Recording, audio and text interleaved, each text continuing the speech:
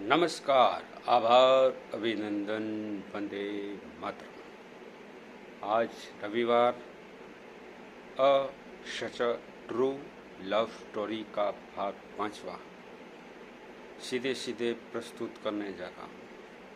बात को कहीं और घुमाकर न ले जाकर सीधी बात करने जा रहा हूँ। वैसे भी दोस्तों, आपको तो मालूम है कि आपके इस दोस्त की सीधी बात करने की आदत है। मित्रों, पिछले भाग में हमने देखा प्रिया करण के मतलब हमारे आनंद के निजी जीवन में वापस लौटकर आई है और उसने मुझसे एक सलाह, सूचन, मार्गदर्शन जो भी कही है वो मांगा। मैंने उसको थोड़े दिन ठहर कर और प्रिया को वापस जवाब दूंगा, ऐसा मैंने उससे जब हमारी मुलाकात हुई थी तब उसको बताया था। मित्रों, थोड़ी सी कमेंट्स कम मिली है, लेकिन इस कहानी को हम अभी यहीं छोड़ रहे हैं, क्योंकि उसी वक्त, उसी समय, मतलब जब प्रिया से जुदा होने का वक्त आया, कुछ ही समय में, मान लीजिए कि शायद 1 या 1.5 महीने के अंदर ही करण के निजी जीवन में दूसरे पात्र की एंट्री, दूसरे व्यक्ति की एंट्री हो चुकी थी। कुदरत और ईश्वर की मेहरबानी से करण को वो दूसरा पात्र भी जल्दी ही मिल गया। उससे शायद प्यार बहुत और उसका इजहार वो बहुत लंबे अरसे के बाद उस दूसरे व्यक्ति ने, मतलब उस दूसरे पात्र ने किया था, ऐसा करण ने मुझे बताया था। प्रिया और करण की बात को हमने यहाँ स्टॉप इसलिए किया है कि ज़्यादा से ज़्यादा कमेंट्स और ज़्यादा से ज़्यादा सा मार्गदर्शन हमें आपकी तरफ से मिले तो ही मैं करण को बोलूं कि नहीं, प्रिया का हाथ थामने में कोई गलत बात नहीं है, तुम उसका स्वीकार कर सकते हो। मेरे दोस्तों से, मेरे मित्रों से यही दरखास्त है।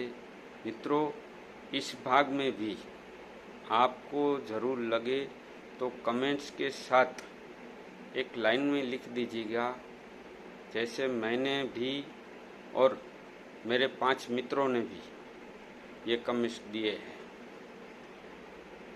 दूसरे पात्र का आना करण के लिए मैं ये नहीं कह सकता कि शुभ साबित हुआ या अच्छा साबित हुआ। जी हाँ मित्रों, प्रिया के दूर जाने के बाद प्रिया ने जो गलत काम आज से 22 साल पहले किया, उसकी वजह से हमारा करण बहुत पीड़ित था।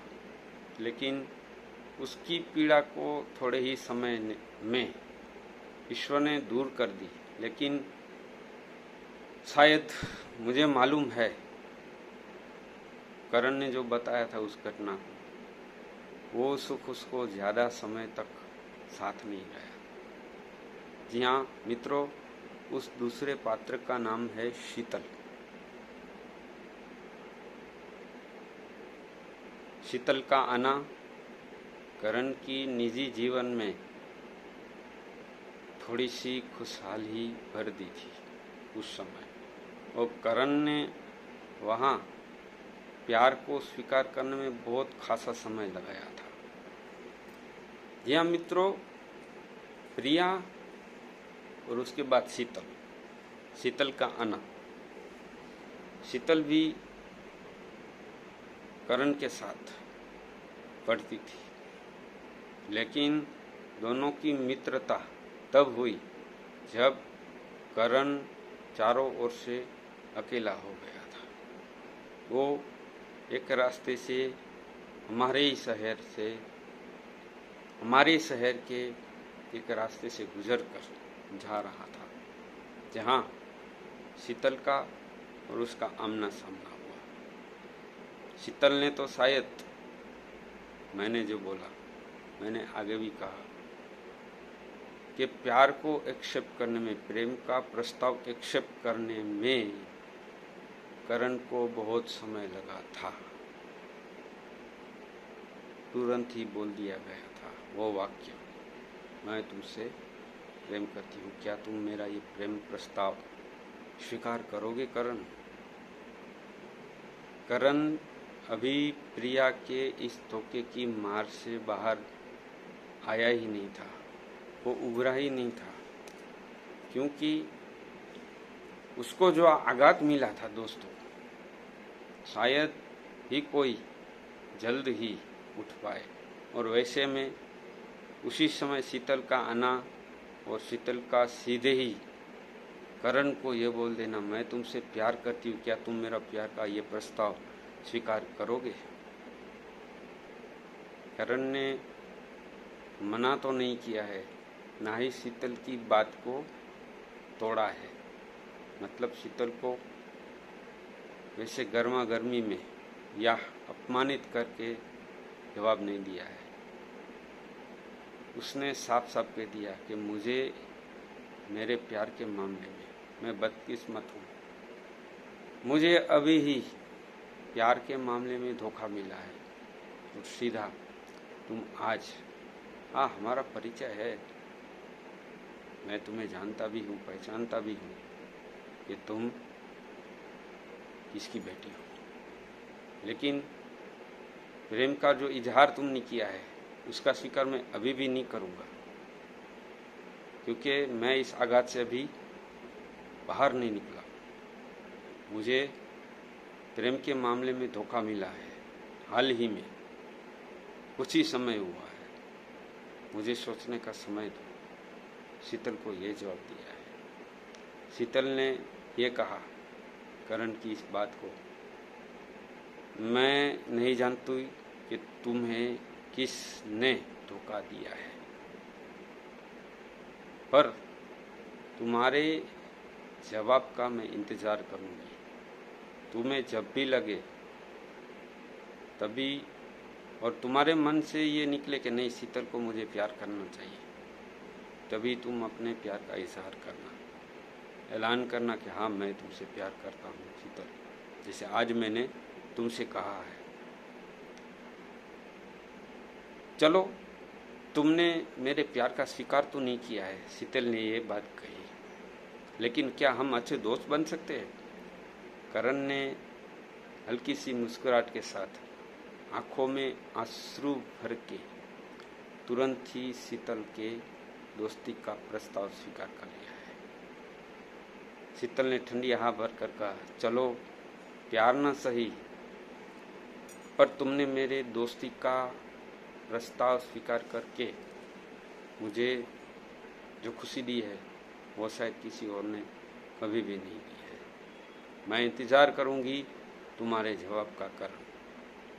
मित्रों, हमने पिछले भाग में करण और प्रिया के प्यार के मामले में और जो धोखा प्रिया ने करण को दिया और 22 साल बाद वापस आना, और 22 साल बाद प्रिया ने करण को फिर से अपनी ज़िंदगी में वापस आने का प्रस्ताव भी दिया है।